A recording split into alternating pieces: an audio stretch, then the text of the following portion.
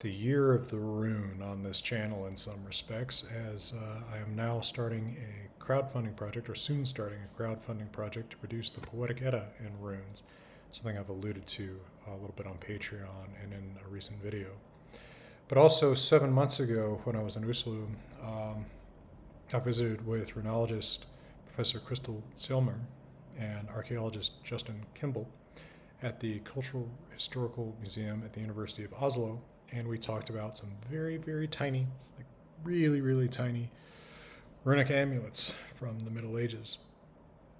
I never posted this video for a long time because I thought I could make a flashier visual presentation of it than I was really able to do, but even blown up, the images of these things are so hard to figure out what you're looking at that eventually I just decided, this is such good information, such a good interview with the two of them, that it was better to put it up.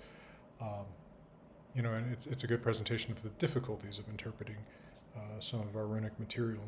And then hopefully I can have one or both of them back on a Patreon interview so that we can talk to them live with maybe some shared screen and maybe some better visualizations, because also some of the visualizations are copyright protected or private because there's confidential future research coming out of them. At any rate, I hope you'll enjoy this presentation from about 7 months ago again, and thank you for your patience with it, and thank you for your support on Patreon and elsewhere. Well, hello folks, I am here at the Cultural Historic Museum at the University of Oslo with Professor Kristel Zilmer, a runologist who works on runic inscriptions from all over Norway, kept at this museum and elsewhere, and we are talking about some very interesting runic amulets today.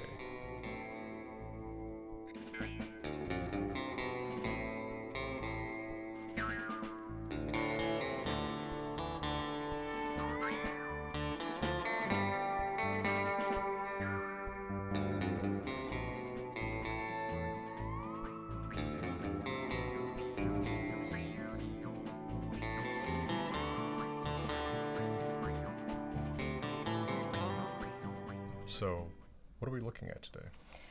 Welcome to the Museum of Cultural History, and today I thought that we could take a look at a selection of fascinating objects that are increasing in their numbers in Norway and also in Denmark.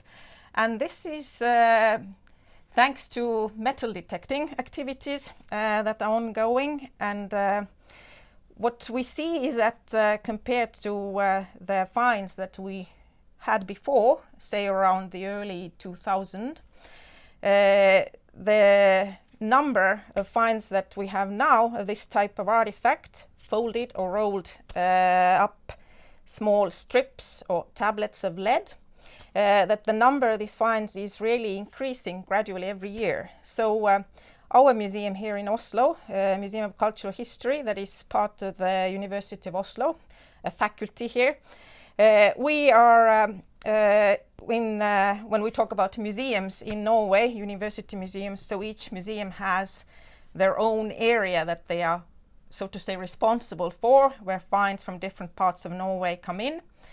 And we are then the museum for southern and southeastern Norway.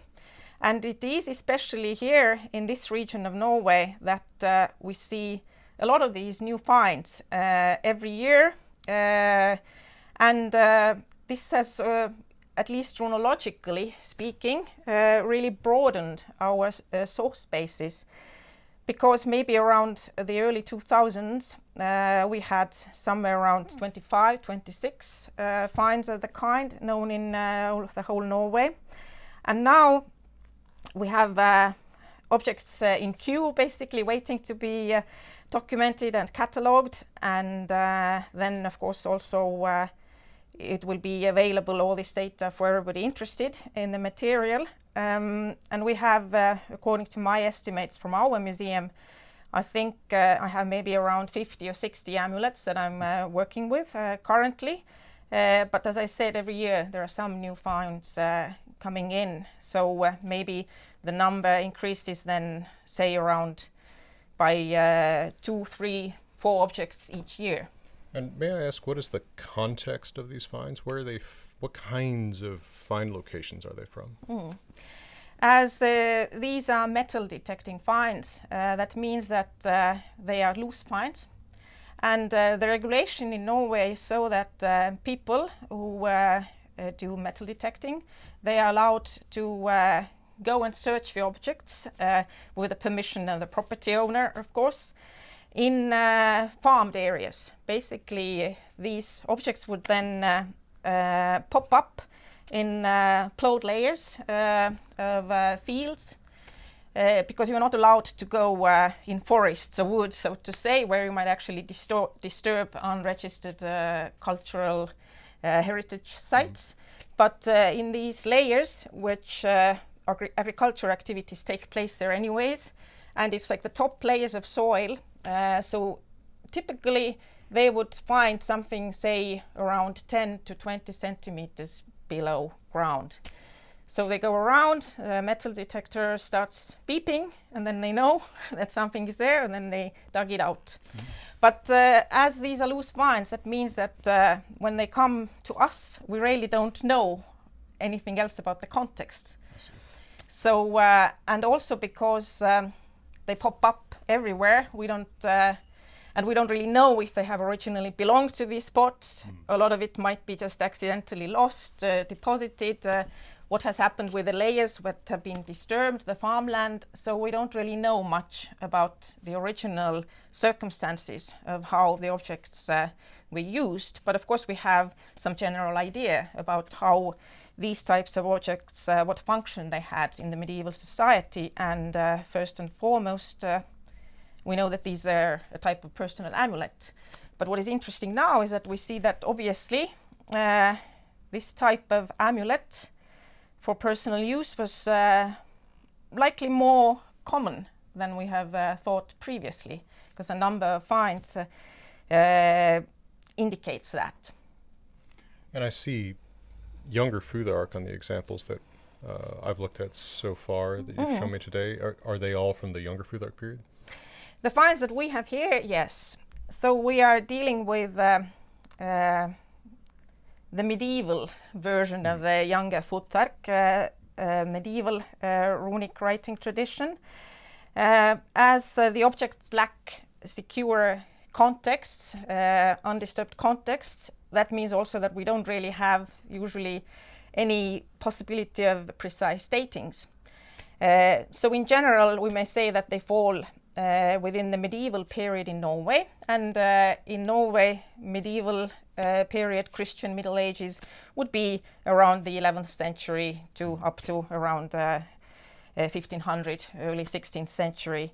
So roughly speaking, we could say that the objects are from that time span, but looking at the runic tradition overall, and especially also some of the forms of the runic characters, individual characters, and some of the way the amulets are made and used. So I would say that probably a lot of them are, say, from around the 12th, 13th, 14th century. Mm-hmm. And is the language uniformly Old Norwegian, or do you find foreign language as well? Actually, what is the most characteristic part of the inscriptions as texts in this case is that when we find inscriptions that are legible, that contain text that can be read and interpreted, it is most often Latin, or a version of Latin, so to say, because it's not always advanced, high literate Latin, but it may also be somebody trying to imitate Latin, or they have had copies of other texts that they have then tried to recreate, copy on these small lead objects. But sometimes we see also a higher degree of literacy, Latin literacy, and probably many of these objects were also made by local clergy, maybe as a kind of way people engaged them and asked for amulets, for instance, to be able to protect themselves against evil and illness and wrongdoings of others, or also from some of the texts we see that they have probably been used to heal. So there is also probably some medicinal practices and rituals connected to the use of some of these amulets. And are there formulae that recur? Yes, we see that there are both recurring words, holy names, the labels, and particular formula. We see some common prayer formulas, and also phrases and words that originally, for instance, go back to Hebrew and have then been mediated through Greek and Church Latin, and then become part of this Church Latin inscription tradition in medieval Scandinavia, as well as seen in these amulets. So often we can find that there are certain words, names of God, for example, the names of the 4 evangelists. There are some particular formula that then are recurring, repeated from time to time. Then occasionally, and I know that there are probably a few more examples in Denmark, there's also some of these medieval amulets that do have vernacular bits as well. Among the finds in Norway, the closest kind of we can thus far get to vernacular elements is that there may be some Old Norse names that are incorporated in the Latin text, which probably then indicates who the personal amulet was meant for. Sure. Who was the amulet owner, amulet bearer. If it's in a Latin context, is the name Latinized? Not necessarily, no. So we have, for instance, Gunnlaugur on one of the amulets in Norway. And not all the texts are legible, that make linguistic, lexical sense. Sure. Often it's also basically kind of formula words that do not necessarily have any definite meaning, but may have been connected to the magical religious tradition of these amulets, kind of abracadabras, and other these types of words. And then sometimes it can also be just what we may think is a version of distorted Latin, or just basically gibberish. And not all of these amulets also have easily identifiable runes. Sometimes it may be other kinds of scribbles or marks. We have some amulets where we just, for instance, see crosses or other kinds of visual symbols. Then it is interesting to note that often we have amulets that have some more complex runic forms. For example, you may find the use of so-called bind runes, ligatures, where 2 or more runes have been written together so that they share their main stave, as we, for example, see here with the A and B written together, so that you have the A branch here and B is combined with it. And but in the amulet tradition, it's not just these simple bind runes, but sometimes we find more complex forms too. And some may also be stylized or decorative runes. Some amulets may also have a version of cryptic runes. And in some cases, when we talk about the so-called rune-like signs, we may also discuss if there is this part of the tradition where certain types of runes or rune-like elements were used also in order to strengthen the powers of the amulet, that they belong to the visual language of the amulets, so to say. And here a very important distinction is that I'm not saying that runes themselves are magic as such, but again the use, and especially in connection with this type of amulet tradition, I think we really have to discuss what different graphic forms may also indicate here, because it is a kind of a distinctive medium of its own. Mm-hmm. And also one wonders about the degree of literacy of the person producing this and for whom it's produced. The degree of literacy in runes or in Latin, right? Yeah, exactly, yes. So we see all kinds of combinations here as well, that Sure. There are examples where we have very nicely executed inscriptions, and also the Latin is, so to say, reflects knowledge of Latin on a reasonably advanced level, we would then think, or at least they have been very good at copying it in case they didn't understand. Right. But in other cases we see that, yeah, it is probably just somebody trying to render. and maybe recreate also the shapes if somebody else made a model text for them, and then they try to make an amulet and describe on it based on the model, then maybe they have not always known exactly what has to go there, where in connection with particular runic forms. I don't have this amulet here with us today, but on one of the earlier finds, which is actually a wooden stick. When we speak of runic amulets, of course, the medium can vary as well, so it may also be of wood or bone or other materials. But there we have, for example, a case where somebody obviously has tried to copy, but hasn't really been certain how high they should place the branches, the side strokes that indicate A versus T. Mm-hmm. And that's why it is very fluid difference there between what we can consider then A runes versus T runes. Sounds like a pain to read. Yeah. So then runologically then you may have to, when you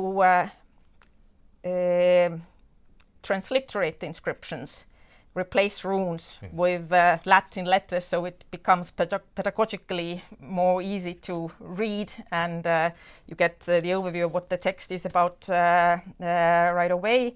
Then it may be that graphically, based on the forms that we see, we have to transliterate the letter a particular way, while we know that they probably are actually intended to carve something else. That it would make sense actually to have an A there, but because the branch is really at the top, we would transliterate it as a T, although we know that it is actually an A. What do you do to indicate that? Do you write T parenthesis A or something like that? Well, usually in these cases, if you have more space to elaborate on these things, and of course also depending on what context you are using these kinds of renderings of inscriptions. If it's just a simple text that has to reach a wider audience, say for instance we make something for an exhibition here and we try to keep it simple, then we don't overcomplicate it.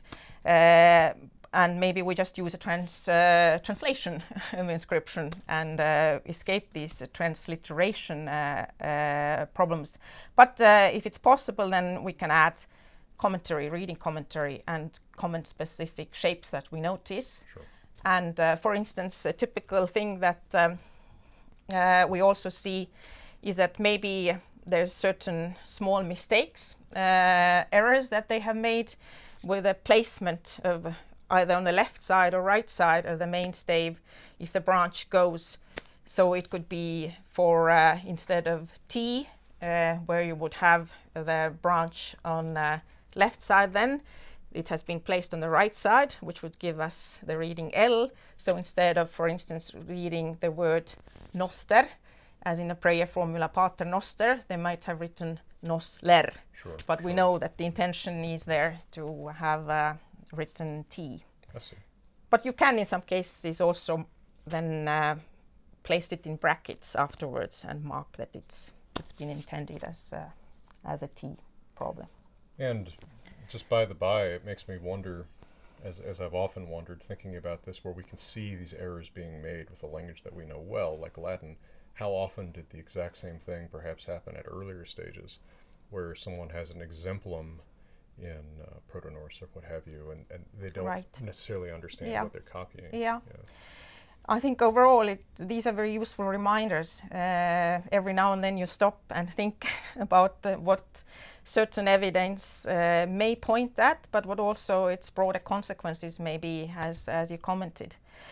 Now, with some of the other things, when here we have this one amulet where we already looked at the bind rune that we see in the top row.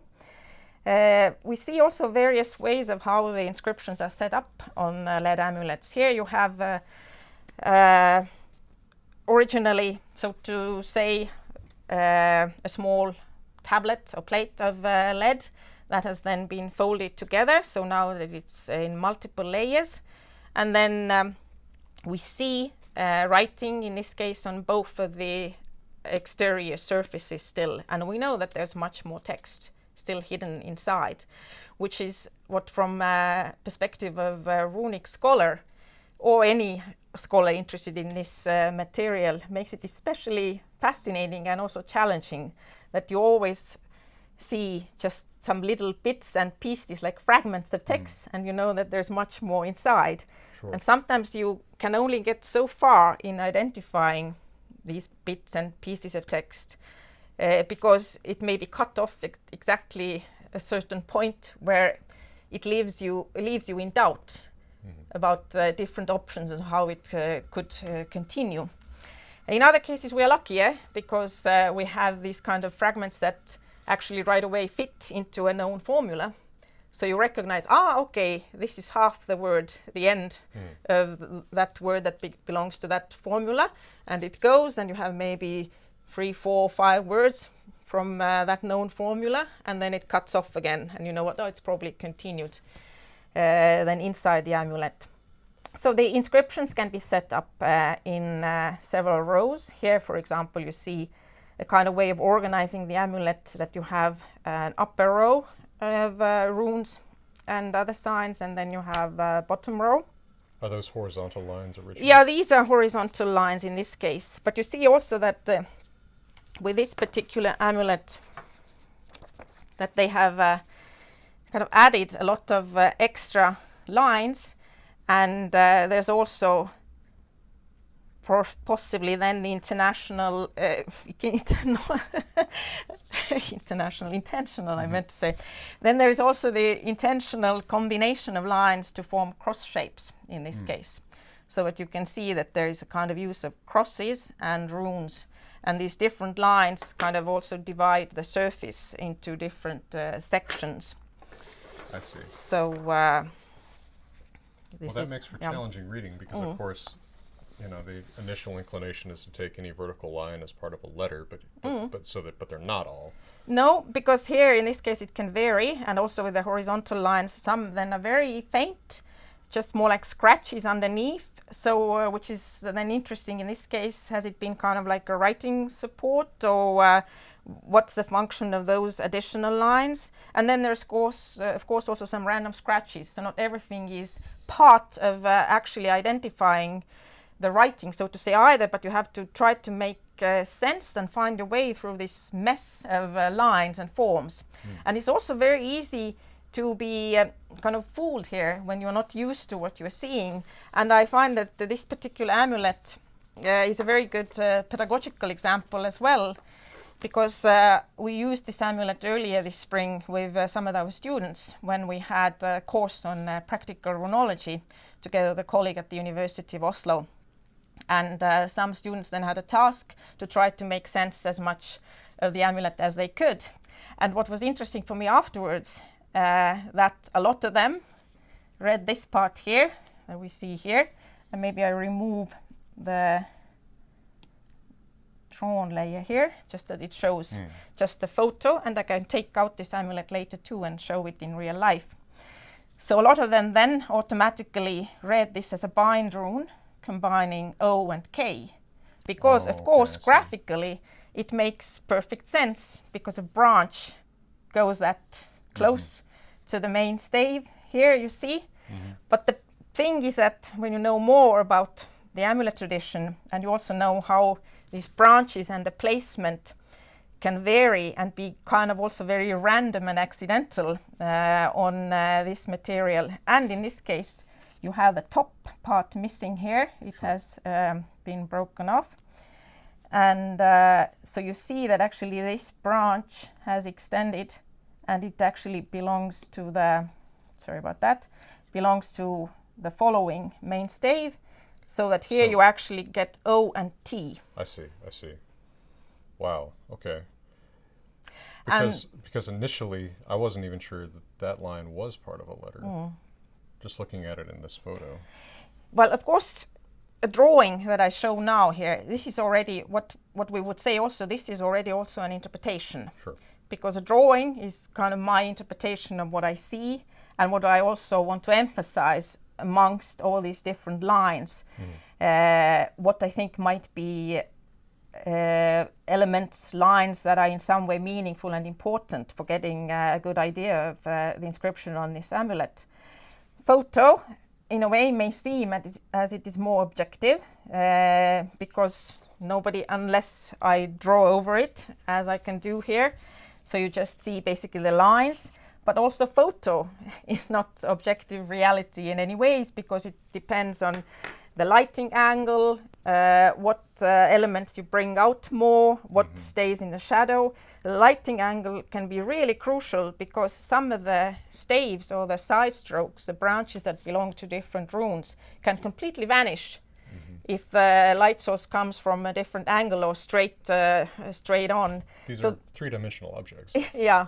So in any case, what we see that what we as runic scholars always emphasize is that you can't go and start changing someone's reading of the inscription without inspecting the object yourself. Sure. So it's completely essential that you always study the objects.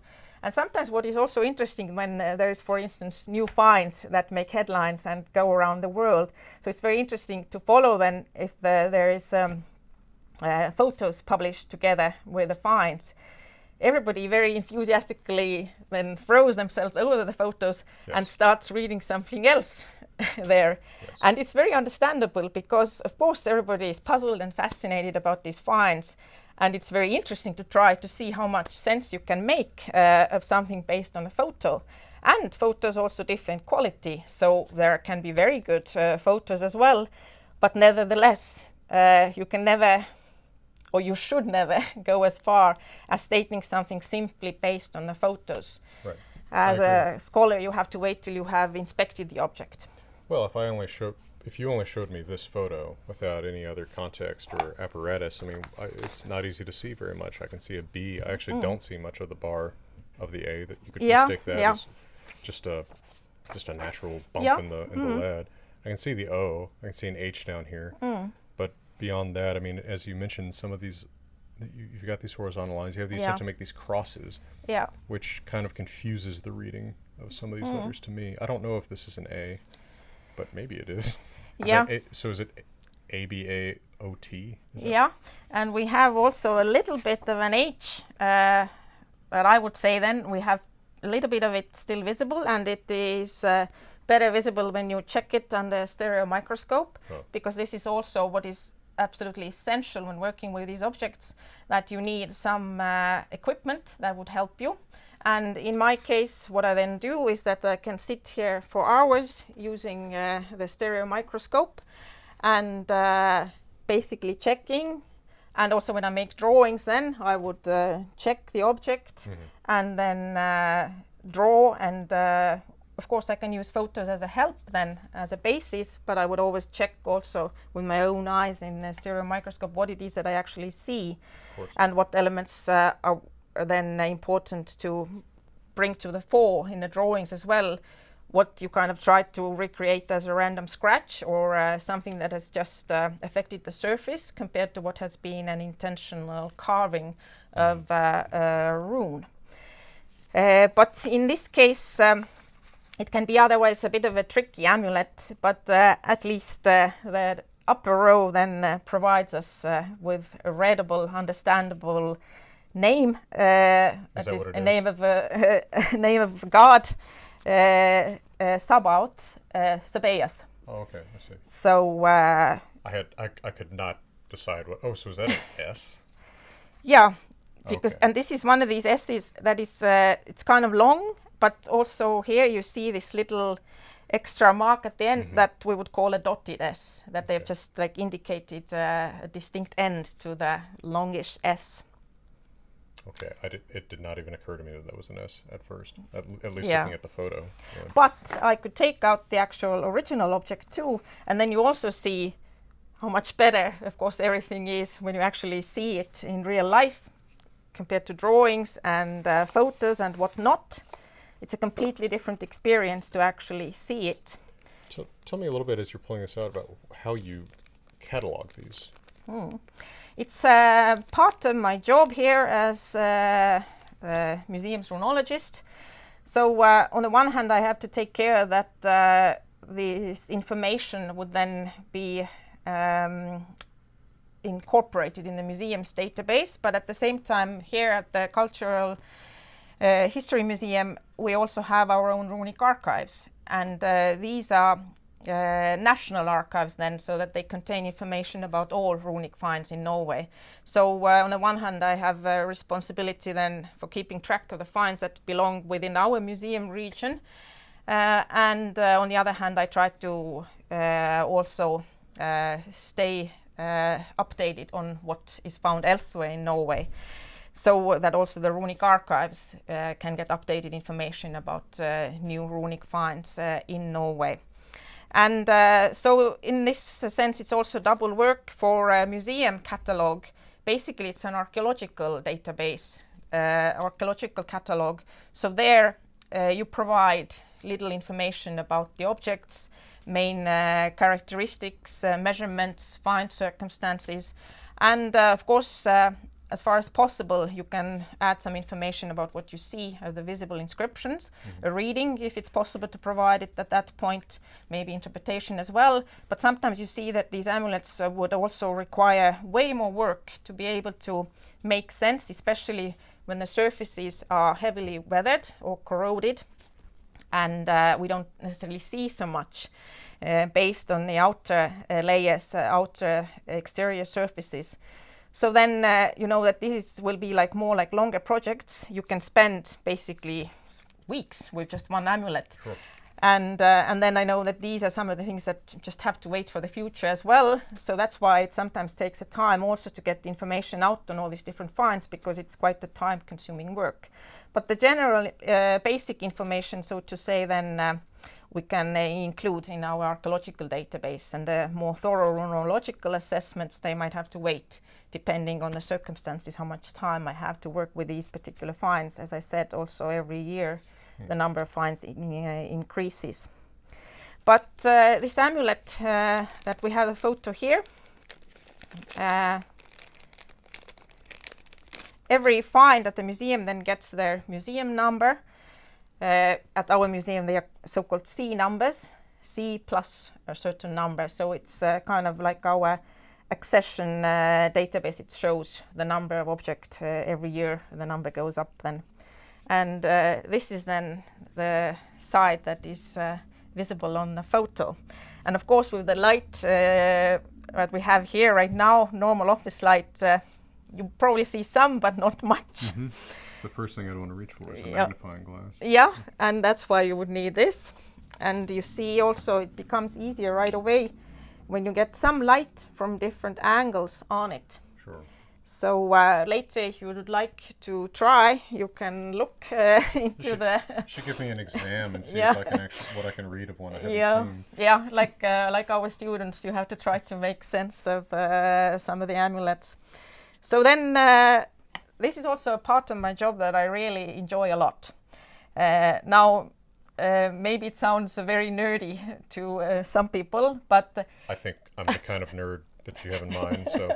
So, but some of the best time, so to say, that I can think I spend at work is basically when I have time to concentrate and just work with, say, one of these finds throughout the day, and just really carefully study what I see. And sometimes you start and you think, I'll never be able to make any sense of what is here, because it can be so problematic, the surface and the lines. Sometimes you just see some vague contours, some faint traces that remain and not much else. And then you really feel lost. But nevertheless, if you start looking at it step by step, each little mark, each sign, and then if you have your extra materials here that you start taking notes, start drawing, and gradually then maybe at some point you come to the point where something starts making sense. And you, for example, see, aha, here is this shape. These lines belong together. Oh, we can identify a rune here. And then maybe gradually you start recognizing more. And then by the end of the day you feel, well, it's not a big discovery, but you really feel that you have accomplished something. Sure. And it's just, as I said, it's a fascinating medium to work with, because despite the fact that you might say a little modest piece of lead folded together or rolled together, and first sight it might not look much, like what is this about? Why am I so excited about this little piece of lead? Well, it strikes me that it's even fortunate that someone finding this with a metal detector realized that there was writing on it, because you could just look at that as some scratches. Yeah, yeah. It's not very, it doesn't call attention to itself. No, but luckily we see with several of our metal detectorists that they are now well informed, those kind of who have it as a more devoted hobby, or even not really professional, so to say, but they devote so much time and energy, and they also have read about a lot about the objects, and when they've learned the correct way of handling objects, so then they can be really good at and they pick up these things, and then they contact their regional archaeologist, and then finds are collected, and then every now and then they are then delivered here at our museum, and we can start working with the finds. So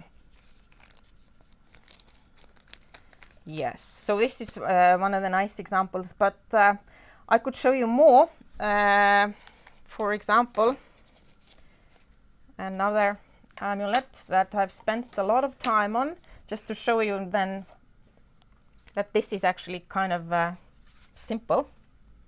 But if we look at this, well, this is a lot more text. And I can remove the layer, and then that first row. Yes, you have something like that where you see how the surface has kind of become weathered, and it's kind of, it's now a bit so to say slippery, even like it's evened out, flattened, so you still see it in parts. The runes are still nice and clear, but other parts are more problematic, and then also you have some damage to it, and yeah, the bottom left is fairly clear, but as you move toward the right, definitely. And here you also see that it's very so to say tightly covered with text, so that it goes around the amulet. And these, again, as we've talked about, are just what you see on the outside then. And with 4 horizontal rows, and you see that there's multiple layers, maybe it's been folded together so that we have now maybe 4 or 5 layers. So then you know that there's so much more text inside as well. So you just see a little bit. Now, what is interesting these days about when it comes to new possibilities that we have in the study of these objects, and my colleague Justin can explain more about what options we have and what we can do with these amulets now, is that back in the old days, so to say, in some cases when you had these finds, what museums did then, in some cases they manually opened the objects, but that would actually mean basically also damaging the object, because it is very fragile, and once you start opening it, what would happen is also so tightly squeezed and pressed together that it quickly leads to the object basically breaking apart, and then conservators just have to reconstruct, put it back together. But then you would have this open strip or tablet of lead, and you could see the whole text, but in a way you have ruined the object. Right. So these days, of course, we prefer, or we have to also, basically at our museum, it's decided, of course, we don't destruct the objects. So we look for different ways, especially with some of these artifacts that are promising from the outside, that you see that, oh, these are meaningful inscriptions. It would be really cool if we could see more what's on the inside. And there are now some options, and one thing that we have been then experimenting with and continue to do in cooperation with scholars in Switzerland, in Germany, is that there are possibilities of using neutron tomography with the amulets, which would then be able to penetrate the lead, so that you can actually also get access to the inner layers through this imaging technology, and then you can make a reconstruction digitally, so to say digitally unwrap the amulet, and then you would get the whole inscription. But of course it is also a time-consuming process, and as we don't have this equipment right here in Oslo, that would mean expensive process. Yeah, it takes time and resources, so we would have to then, it is what we actually do, we make a small selection of objects and we take them over to Switzerland at an institute where they have this kind of equipment. And my colleague Justin has done that, and he will probably also make another trip later this year with some more amulets. And then we can keep working with these finds. And that is also why we take very good care of all these types of artifacts, objects that come to our museum, because in some cases we may not see anything on the outer layers, either due to that there is so much corrosion or damage, or maybe in some cases it has also been left empty, that there is no writing, no marks or signs on the outer layers. But we take good care of these because we think that maybe in the future we can see inside all of these amulets. And then also it may show that some of these that may seem empty on the outside might still have inscriptions on the inside. Mm-hmm. Almost like the outer layer is an envelope. Yeah. So yes, so this is one of the tricky examples, and here thus far I have some drawings here as well. We can see a combination of different formula and names and words as well. So here we would then have so it runs continually here. Yeah, so you go like around, but because this part here you see there is damage, and there is like this folded over part, so this is like actually this is not layer. The same layer, but this is like a layer underneath. I see. So then you kind of start going around like this. Well, that's and that also is kind of, you have to adjust your brain when you constantly under the microscope too, keep turning it and try to remember then, okay, what line are you in, which layer? Right. Yeah. How many letters am I missing between this and this? Yeah. But here what we can see, possibly some names of the seven sleepers, the seven sleeper legend, both in Christian and Islamic tradition known legend. This group of young men who were persecuted as Christians in the Christian tradition then by a Roman emperor, and then they hid in a cave, and then they slept there for a long time, but then they woke up again after many, many years. So it's kind of like a resurrection motif. And the names can differ a lot in different traditions as well, but possibly here in the upper row we can read one of the names, Malchus. And I think we also see part of a second name, Maximianus. So to use a Latinized form, that would be Ianus. Oh, okay. And then it completes here with Agla, which is another of these like kind of power words. It's actually a so-called acronym based on a phrase in Hebrew, which basically means "Thou art strong in eternity, Lord." So Agla is also a very common word that is present on several of these amulets and other types of amulet text as well. And then we have also, for example, the starts here in nomine, and then we have part missing, but you see here continues et filii, et spiritus. So we have the Trinitarian formula in nomine Patri, et Filii, et Spiritus Sancti, in the name of the Father, the Son, and the Holy Spirit.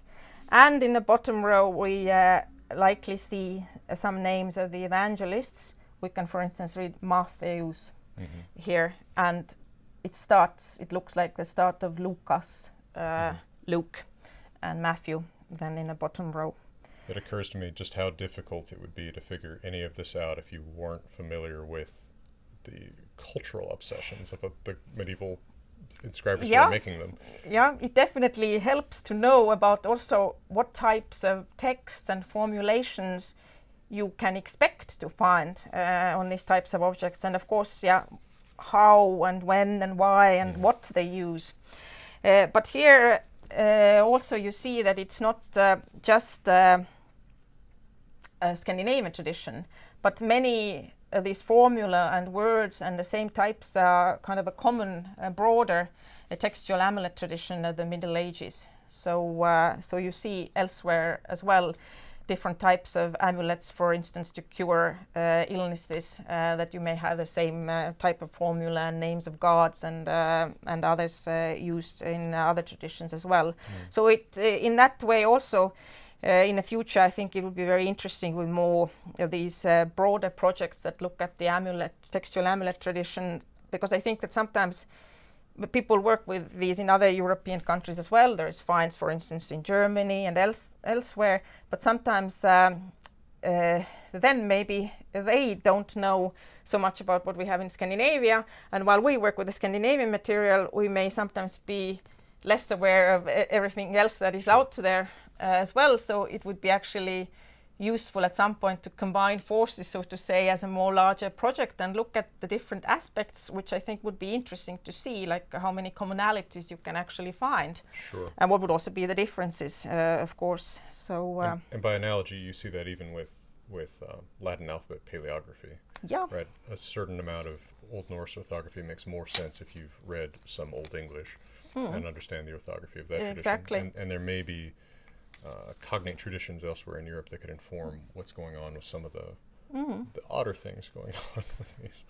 But just as maybe a final thing, well, there's different examples here. I can take out some more. You can film a few more close-ups. But I was also thinking just to illustrate the different sides here in the medium, just to bring this in as a contrast then to these amulets that are covered in runes, that in some cases we see something completely different.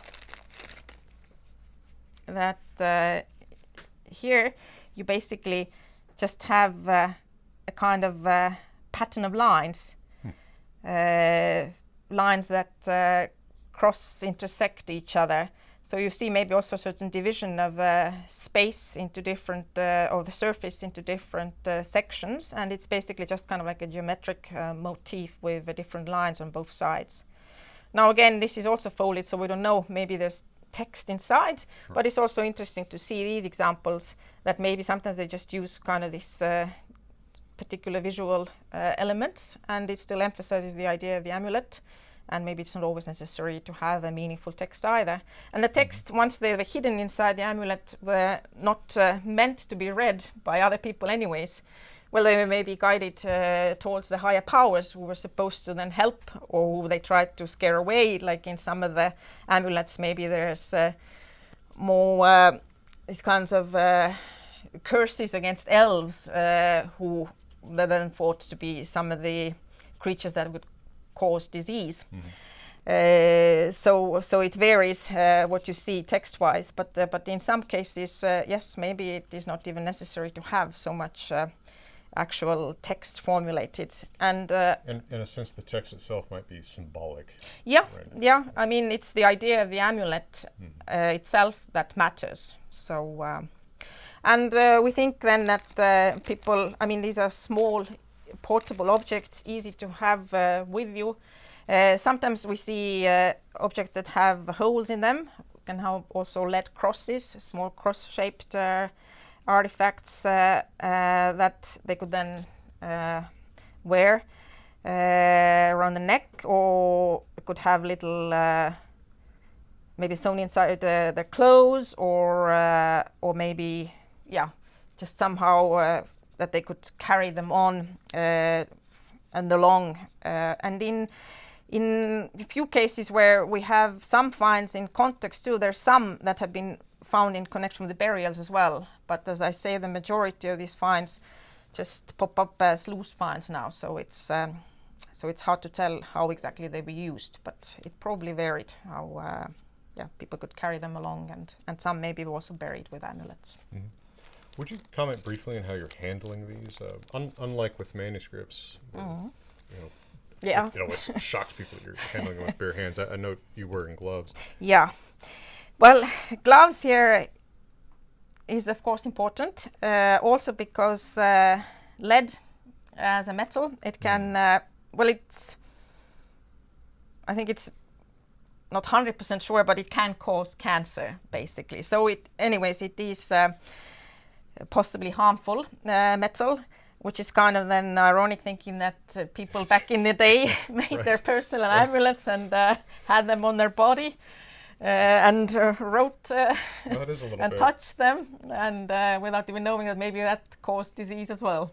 Well, it doesn't melt your skin when you touch it, right? I mean, it would be hard Yeah. to figure out the cause and effect. Yeah. So, But actually, it's interesting that back then lead was also possibly considered a special material, a special metal, in the sense that, for instance, we have one record in a manuscript in Uppsala on the margins. It's actually written. Well, they start in the text. It's they start mentioning some names of the elves and also kind of like formulas that would work against them. But then on the margins, it's also been written there that write this in lead against elves. So it was probably also known that you could use lead for these kinds of purposes. lead is an anti-elf Yeah. Okay, that's Yeah. interesting. I hadn't thought of the material itself as maybe being part of the message. Yeah, as it were. yeah. So it's probably both the material, the way the object is made, and then you have the add-ons in form of inscriptions. But yeah, handling these with care, both to protect yourself and of course protect the objects as well. And you see when we get them in from the field, there can also be some remains of soil on the surface. Now the museum here has a lot of objects, lots of finds in queue also, so not everything can be cleaned right away. So very often also I just work with what I see in the state they are right now, and hopefully then in the future they can be also cleaned better before they are then stored, or if we use them in exhibitions and so on. So so then yeah, we in my case, then what I try to do then is I take the object, and most often then I spend time using a stereo microscope. And as you see here with movable lights, that is also important in my case. You can have some of the stereo microscope there where light comes straight on from above, but that would just mean, and in this case the lines come forward, but not all of these with not all of these objects it would help so much to have the light straight on, but you have to have a possibility to angle it so that you can bring out different lines depending on where you angle the lights. And then you study the object, you take measurements, you weigh it, I basically try to extract as much information as possible from it in its current state until we send them to Switzerland for further study, and then Justin starts working with the fancy software and trying to unwrap them digitally. And as far as the cleaning goes, are they chemically cleaned? Is Well, there have been like different experiments done, and again in the past there were probably special solutions also that they tried to use to clean them. But when I started working at the museum, and my colleagues in conservation also took a look at the selection of objects, they say that even when you very gently start removing some of the soil, actually they are more fragile than it looks maybe. That the outer layers, little pieces, little crumbles of lead can easily start falling off also when you start removing something, so which might then damage the runes. Sure. So it's kind of like a problem in that way, that and that's why we also have to go more for these digital non-destructive methods of studying and working with the material, that even unless you have time, and as I say, the number of objects keeps increasing, and it's also limited how many people we have, and they have to also prioritize working with many other kinds of objects. So often it may be that maybe in the end we have to decide that, okay, we can't even clean all of these objects, we have to keep them as they are, but we are able then hopefully to study them in the state they are, also with the help of modern technology.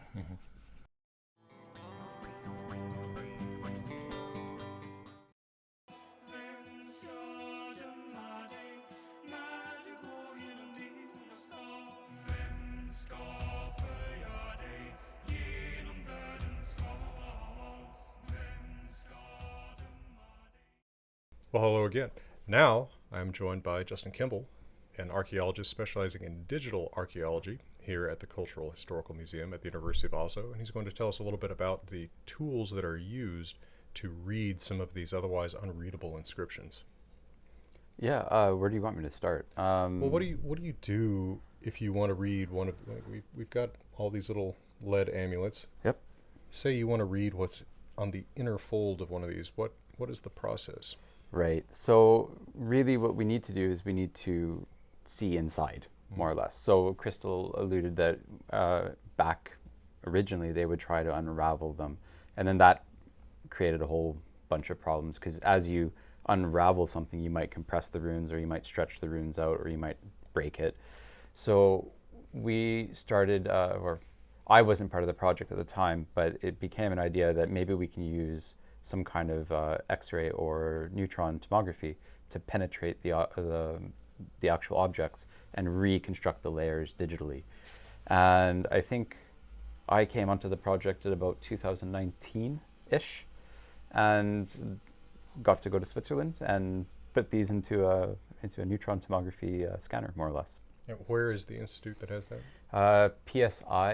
It's a research institution, so they specialize in all kinds of things. So they have a synchrotron, and then they have all these different lines on it. So they do, well, obviously we're on the ICON line, which is the neutron tomography line, but they also have another line. I can't remember the names off the top of my head, but it does both CT and neutron at the same time. So you have the object in the middle, and then you have one line that comes this way that does X-rays, and one line that goes the other way, and it does neutron, and it takes pictures at the same time.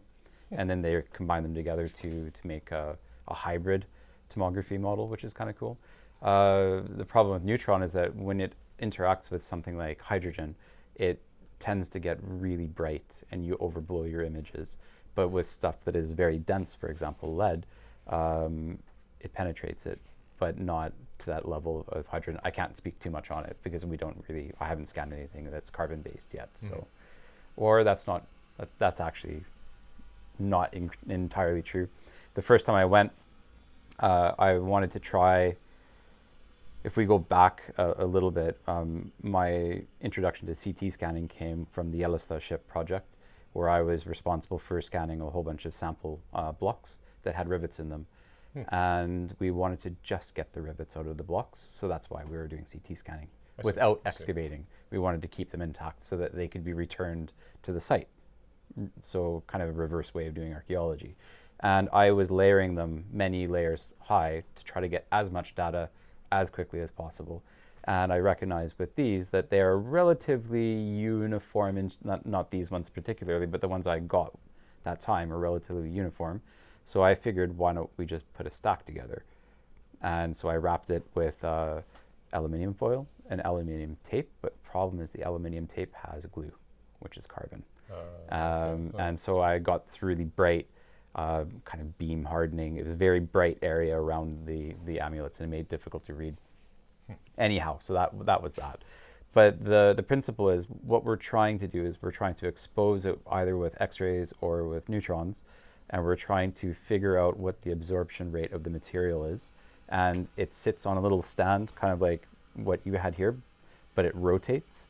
And as it rotates, the neutrons are penetrating it, and there's a detector behind it, and we're measuring the shadow that is produced, because some of the neutrons will pass through and others will be absorbed, and from that we get a picture sequence, and then that goes through algorithms and it reconstructs a volume, more or less. And you mentioned that, so what's the sequence? You bring something like this in, and what's the first thing they do with it? Well, the very, very first step is Kristel and I sit down and we discuss what it is that we want to scan. And we sat down a couple of weeks ago and we tried to figure out what was uniform and can go into one package, so we can do a big package rather than just a single amulet at a time. Excellent. And we also figure out kind of what is most interesting for her to look at, what is challenging, what is, like, does it have a lot of corrosion on the surface? Does it not have a lot of corrosion on the surface? And we can try to play with these elements so that we get a proper sample to see where we can improve, what we can do, maybe how we can frame things differently. And that's kind of what we've been doing. So that's the first step. And then it's getting there. And then when we get there, it's usually sample preparation. So it's the same thing that I do in the lab when I do CT scanning, is I take like an object, we'll say that this lid is it, and I will usually embed it in something like, for CT it would be foam, but at the neutron lab it can't be anything with that's hydrogen based. So then I'll wrap it in aluminium foil, make a little package, put it into a tube, and then we mount it into the neutron scanner. And then it scans for 3 days. So it gets bombarded by neutrons for quite a while. Mm-hmm. So it's when we get the data, it's usually voxels, and then the voxels have a certain kind of gray value, shall we say. And so if you have very dark blacks, that's typically something that is the neutrons are just passing straight through. If you have very hot whites, that's something that's being absorbed and it's preventing the neutrons from going through. It's like it's kind of the same thing when you go to the doctor's office and you get an X-ray, and it's the same kind of concept. But from that, because each of those voxels has a certain value, you can track them as they move, as the object moves, and you get that reconstruction. And then you can take that voxelized pixel data and you can turn it into a mesh like this. So that's what Daniel's done more or less here. And then we have a progression for it. So if we go to this one,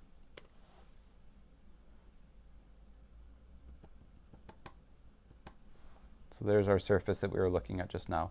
You can see how it was wrapped. So it's been virtually unwrapped after this point. And that's the next step that we're going to do here. And that's it, before anything's been done with it.